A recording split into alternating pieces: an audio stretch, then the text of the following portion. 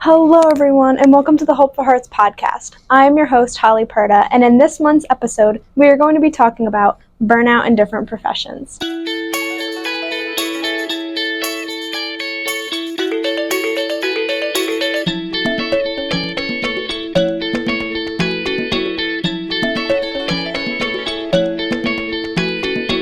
I have two special guests that will be discussing their research, along with myself, about burnout in other professions, such as nursing, occupational therapy, and education. Hi guys, my name is Carly Giants, and the title of my research is Teaching on Empty, How Lack of Resources and Supplies Impacts the Classroom. So I decided to focus on diving deeper into burnout in teachers, and I looked at a few things like lack of support from the school, lack of resources, how the job can be both physically and mentally demanding, poor pay, and just overall job satisfaction. I think this is a super important topic that we should really talk about because not only does it affect teachers, but it also affects students in the community. And then overall, in general, burnout affects everyone in everyday life. In an article I read, they took research from the last 2 decades that revealed that teaching is a stressful occupation and that teachers are at risk of developing burnout. Some things the article talked about were time pressure. So this is kind of an example of preparing for teaching must often be done either after school or at home, just outside of the working hours. Low student motivation, support from the school, and then just overall job satisfaction. So these were all found from an experiment done in Norway with 262 teachers working at 10 senior high schools. So in another article I was reading, it talked about the connection between depression and anxiety among K-12 teachers. It talked about a few studies which indicated teachers may experience greater levels of depression and anxiety than the general public. This study just kind of made me think a little deeper of just how taxing the teaching profession is and just how much it asks from you. It's also teaching, you have to be very reliable. You have to be there. If you're not there, who's going to teach the kids? I found this information from an article from 2025. But like I mentioned before, burnout not only affects teachers, but it also affects students in the community. If the teacher is going through and experiencing burnout, they really can't give their all to the students. They might not be looking forward to working, so they might not make things as engaging or fun. But this was shown in a study with 231 primary and secondary teachers in the U.S. So, in another article I read, this one collected data from 824 U.S. teachers, and it explained how admin support can increase job satisfaction, which then lowers the issue of burnout. But this study supported the idea that both individual and environmental factors can explain burnout in teachers. After reading a few articles, support from admin can positively impact teachers and help prevent burnout. This next article I read, this one talked about how technology can stress teachers out and how it can cause craziness in the classroom. So this was a reason for burnout that I really didn't think of at first, but so it also states that they demand more technology within your lessons. And even though new technology can definitely benefit teachers and the students, it can also heighten pressure on the teachers. So after talking about some of the causes of burnout in teachers, I really wanted to find ways to help prevent this and help teachers that are going through this. So a lot of the sources talked about teachers' well-being and doing self-care things, like doing little hobbies that you like going out after school and doing something, making sure you're prioritizing time with your family and friends, making sure you're taking time to yourself, whether that's watching a movie or taking yourself out. And I think these are all really simple things that teachers can do for themselves, but it's definitely not going to fix everything. And every teacher is going to be different, and some things may work better than others. So some other things that are out of teachers' control that can definitely help would be more support from admin in the school, more engagement from the students. If the students are more engaged and they show that they're learning and having fun, it's definitely motivating for the teachers. Higher pay. Teachers are definitely not paid enough, and I know a lot of teachers personally who work side jobs as well, and that just adds on more stress and less time for them to separate work and life. Another thing was staff shortages. This also puts a lot of extra added stress onto the teachers. Okay, but yeah, overall, I just think that we need to really harp on getting more support from the school, helping teachers with financial insecurity with just higher pay and stuff. That definitely could take some of the stress down, and then making sure that we as teachers are doing things for ourselves and helping us. But yeah.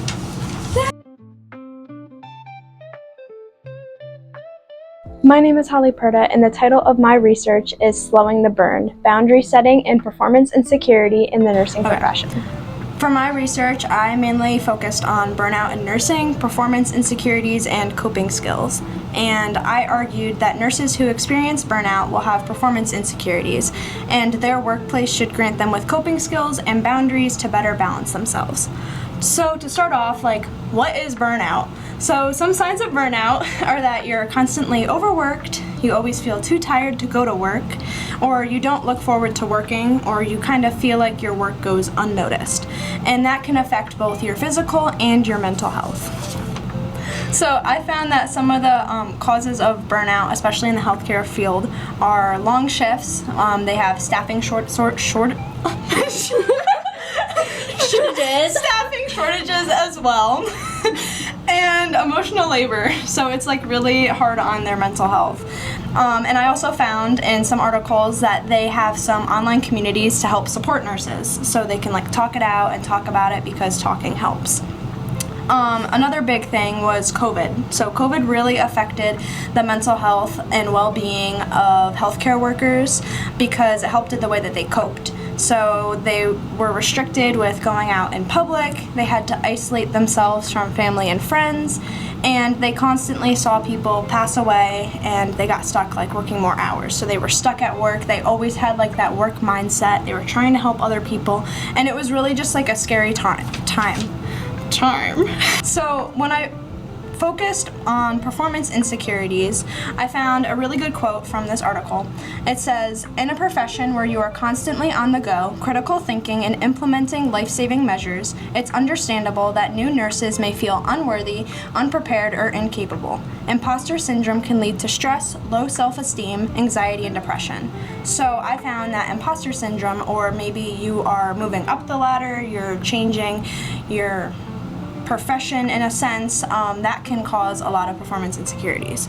So either you switch your role, you start a new job as a nurse. If you're literally a fresh nurse and you just go and start your job, sometimes that can cause a lot of insecurities as well and make you feel out of place. And a support system and working together can help new nurses feel more welcomed and can create a better sense of community.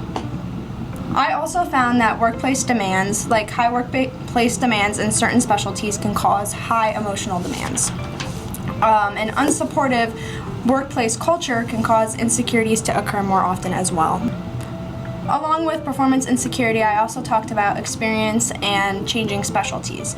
So more years of work experience correlates to less psychological distress. Burnout depends on your job or your specialty type. So some of those that are in the critical care unit tend to be more burnt out because it's a lot all at once, compared to maybe someone that's in another unit, maybe pediatrics or something else, just as an example. If nurses feel that they are at risk of losing their job, they will work harder and more often, leading to more emotional exhaustion and more burnout. And high positive self-esteem allows for a better job performance. So then I discussed coping skills and how it's important to develop and gain some coping skills to help with burnout, insecurities, and just build your overall well-being. So some skills that I found were emotional regulation training classes. In an article that I read, they wanted to start those to help with healthcare workers and nurses so they didn't have to struggle alone and they knew how to cope with everything. They also promoted, or they were trying to normalize taking breaks, and that it's okay to take a break. You need time to yourself so you can help yourself before you help other people. And there's another quote that I found from an article that was really interesting. It said, "Simple steps like taking small breaks throughout the day, delegating tasks, and using coping skills to reduce stress can help restore balance and prevent future burnout."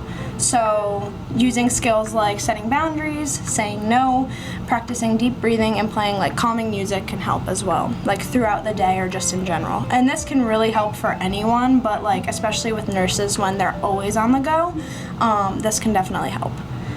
And a few more skills, such as taking on a self-care routine, prioritizing separating work from life, which is really hard, especially when you're very invested, emotionally and everything, in the healthcare field.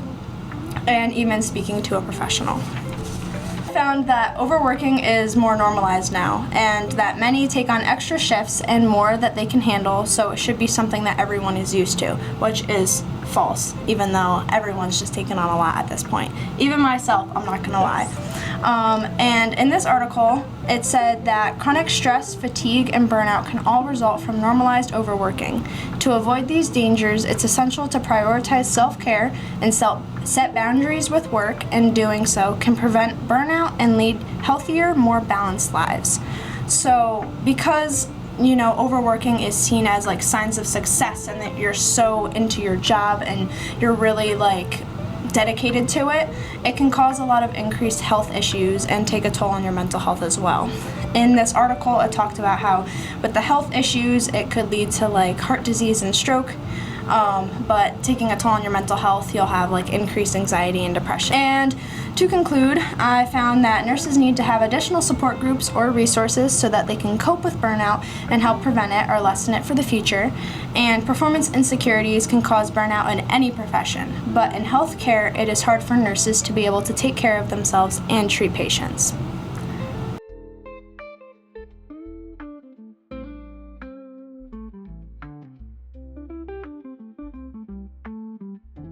Hello, my name is Willow Taylor, and the title of my research is Reigniting the Flame, Occupational Therapists Working Professionally While Running on Fumes.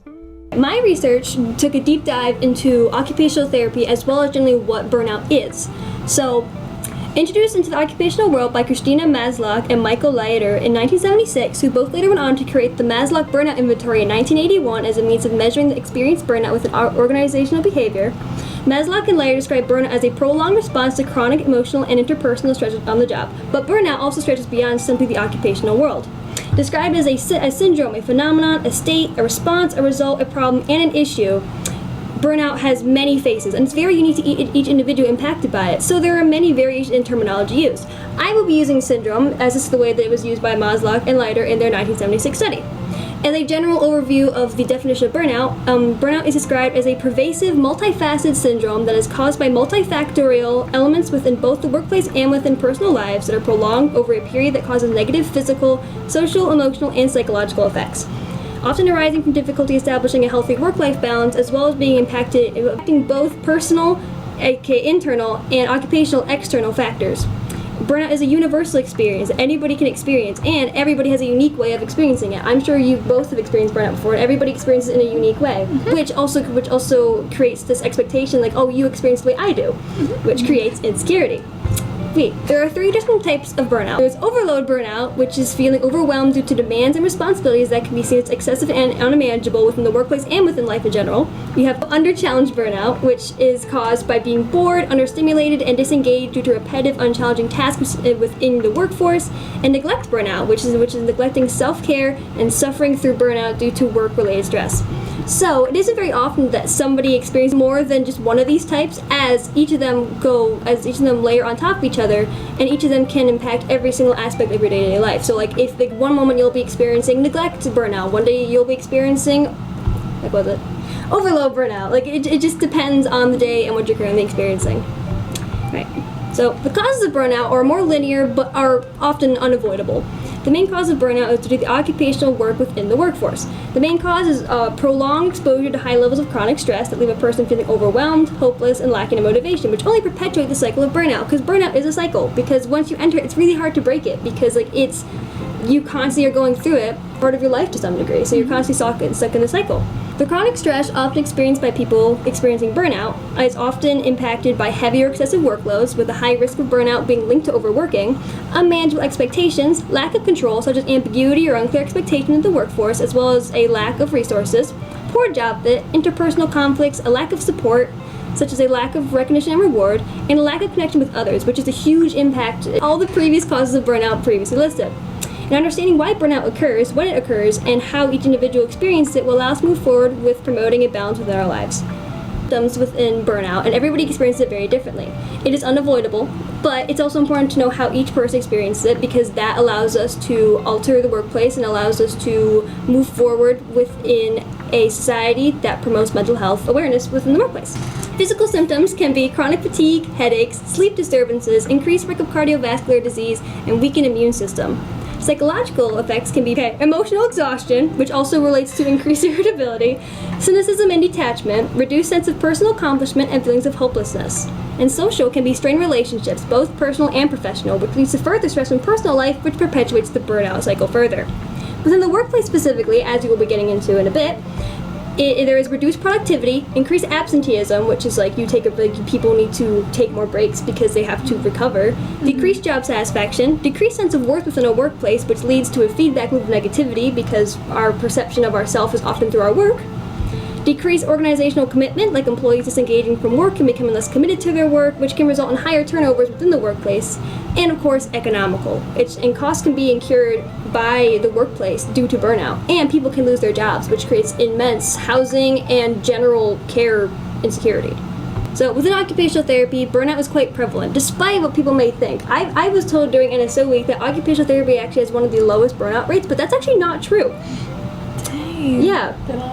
I know, seriously. I don't know. Oh man! And, I actually thought that was true, which is what this entire project was based on, that was true. But then I looked at it, I was like, oh wait, no, that's not That's true. not- oh my gosh. Why would people think that? So I was like, oh, Yeah. okay, cool. Despite what many people may think, the largest stressor reported by OTs are due to expectation of productivity placing them by those above them. Like a study conducted in 2024 had 16 participants in jobs ranging from nursing to physical therapy to occupational therapy, and they noted that many of the participants said that they were more stressed by the expectations placed on them, with very few speaking about clients that stressed them out. And that these expectations on productivity can lead to a higher risk of unethical behaviors, with productivity goals being linked to the rate of unethical behavior observed within clinical settings. While the expectations placed on OTs are reasonable in short doses, these expectations can grow over time as an OT becomes more experienced, and those can pile up. A survey done in 2004 covered what employers expect of new employees looking to become OTs. And the expectations for a constant application of these skills at a consistent level can cultivate a stressful, pressure-filled work environment that can lead to burnout at a faster pace.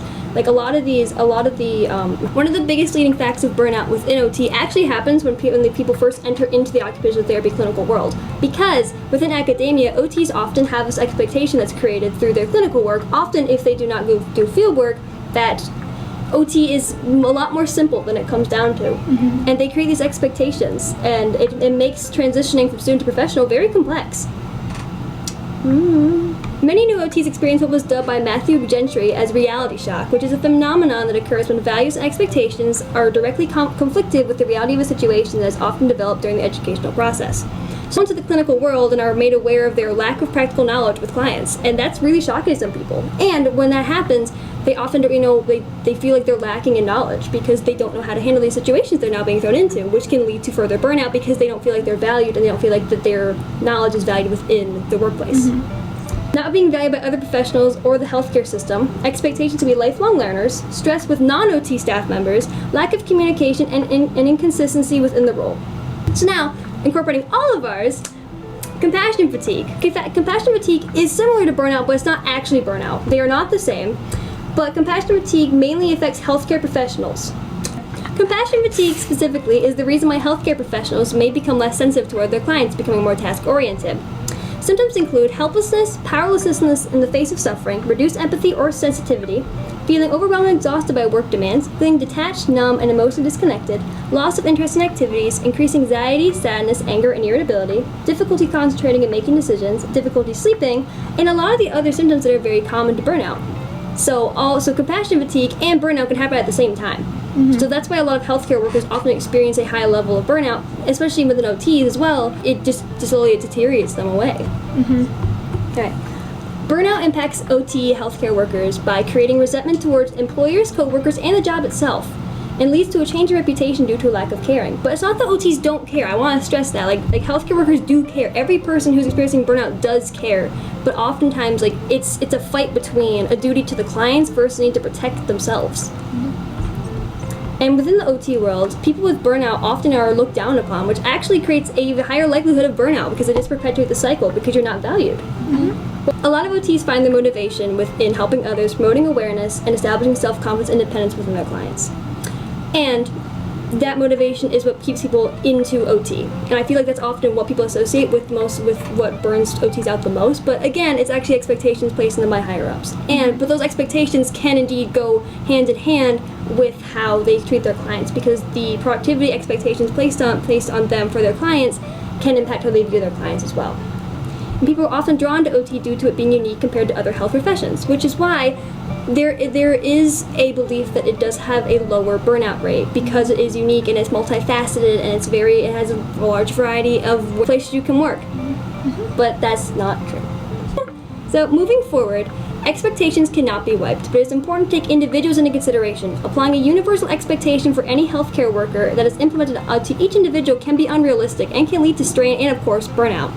Burnout will always be present, and understanding your own personal experience of burnout will allow you to be proactive and find ways to motivate yourself once more. So generally, what can we do? We turn to self-care, we turn to self-awareness, you set boundaries, you manage your time, you check in with yourself, you manage your stress, you take breaks, and within your job, you promote your work-life balance, you train and educate yourself, you find supportive leadership, you work to be flexible but also not to push yourself, and you work with your higher-ups to create burnout policies for you and your fellow coworkers.